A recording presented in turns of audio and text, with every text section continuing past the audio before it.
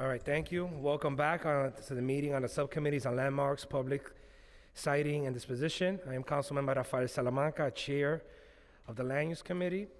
Chair Lewis had to leave, and I will be chairing the remainder of this meeting as the acting chair. We will now vote to approve with modifications LU 67, 68, 69, 70, and 71 for the Resilient Edgemere Community Initiative, which the subcommittee heard at its meeting on June 7th. These applications submitted by HPD include the following proposed actions. LU 67 for a zoning map amendment, LU 69 for a zoning text amendment, LU 68 for a zoning text amendment, LU 69 for the proposed disposition of city-owned property for uses identified in the Edgemere Urban Renewal Plan, LU 70 for the designation of an urban development action area and approval of an urban development action area project for such areas, and LU 71 for approval of the Second Amendment of the Edgemere Urban Renewal Plan.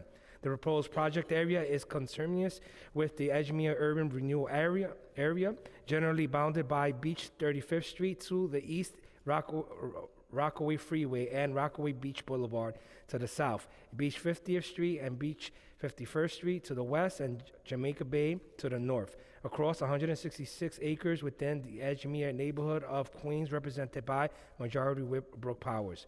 The proposed action would implement several goals and recommendations of the Resilient Edgemere Community Plan, an interagency community plan initiative conducted between 2015 and 2017 in the wake of Hurricane Sandy.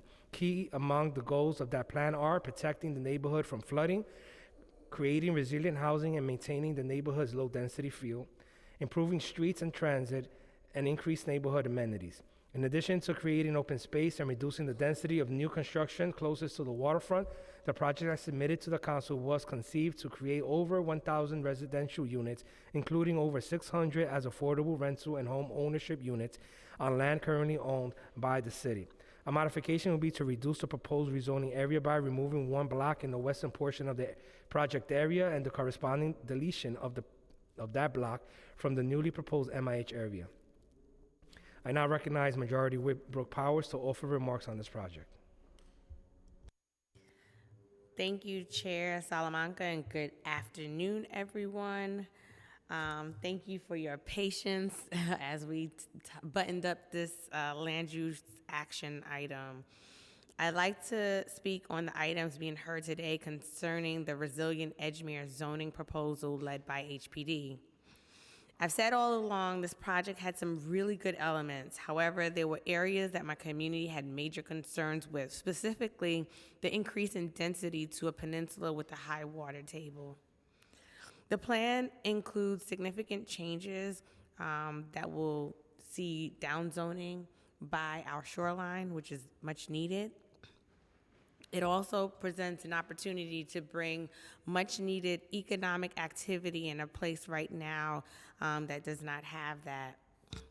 Last week I held district budget briefings where we received a great deal of feedback from my constituents and provided updates on the work we've done on this particular item.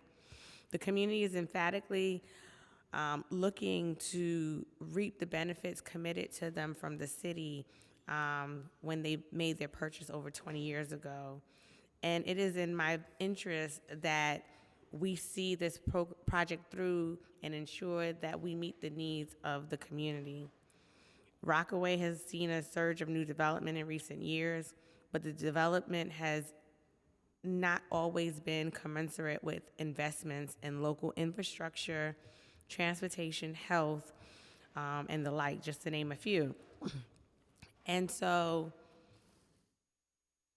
I'd also like to recognize the fact that Rockaway is in dire need of a new trauma facility. Following the closure of Peninsula Hospital last decade, we have had scarce access to quality health care. Sites like St. John's Episcopal fill some gaps in coverage, but they don't go far enough. For many, the closest trauma care facility is a long drive to Jamaica Hospital. In just the last year, too many families have lost loved ones. Justin Wallace to gun violence, Davina Afakobi to traffic violence, and firefighter Jesse Gerhard in the line of service. And so when lives are on the line, a trauma center on the peninsula can mean the difference between life and death for many of these people. Another big piece for me is the need to support affordable homeownership opportunities for residents. I have long said that homeownership is key to building generational wealth, particularly for communities of color. To that end, it is critical that this project include protections for affordable homeownership opportunities to preserve and maintain the way of life of Edgemere residents in which they have come to love about their neighborhood. These are just some of the key pieces. And after extensive deliberation, I am pleased with the final results that we were able to achieve with the administration. I'd like to take a moment to thank Speaker Adrian Adams, Chief of Staff Jeremy John, First Deputy Chief of Staff Faiza Ali, the land use team led by Paris Slaughter, my own policy director, Alex Hunter, for all of the work and attention placed on making sure that this project did not leave behind the voices of my community. We were able to secure a number of commitments from the administration that will bring condominium homeownership with the financial support that our residents need, prioritizing the local community. We were able to receive commitments on infrastructure repairs because we cannot pass housing rezoning without taking into account infrastructure. It would be irresponsible. So I am pleased that the administration is committed to working with me to seeing this through. And so with that, I ask my colleagues in the council to please vote in favor of this action item. Thank you. Thank you, council member. With the approval of the affected council member, I will now call for a vote to approve some modifications LU 67, 68, 69, 70, and 71 for the Resilient Edgemere Community Initiative. Will the clerk please call the roll? And I'm going to ask that you please call on council member Sandy Nurse first. Councilmember Nurse. I vote no. I've given my considerations to Councilmember Brooks. Thank you. Councilmember Felice. I vote aye, and I congratulate Councilmember Sabina Brooks Powers, Majority Whip, on the well-negotiated agreement. Councilmember De La Rosa.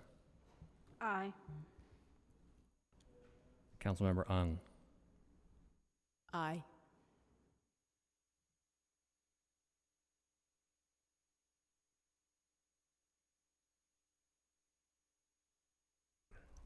All right. That concludes today's business. I remind you that we have written testimony on today's items. Hold on. Oh, I'm sorry. Excuse me, Mr. Chair, I'm sorry. Councilmember Marte. I vote aye. All right, thank you. That concludes today's business. I remind that if you have written testimony on today's items, you may submit it to landusetestimony@council.nyc.gov. Please indicate the LU number or the project name and subject heading. I would like to thank the applicants, member of the public, my colleagues, subcommittee council, land use staff, Sergeant at Arms for participating in today's hearing. We're going to leave the roll open for about 5 minutes. Mr. Chair, with your permission, I'll do the tally. Yes, please. Vote currently stands. All items today were approved. 6 in the affirmative, 0 in the negative, no abstentions, except LUs 67, 68, 69, 70, and 71, which were approved by a vote of 4 in the affirmative, 1 in the negative, and no abstentions, and are so referred to the full committee. Thank you. We'll leave the roll open for 5 minutes.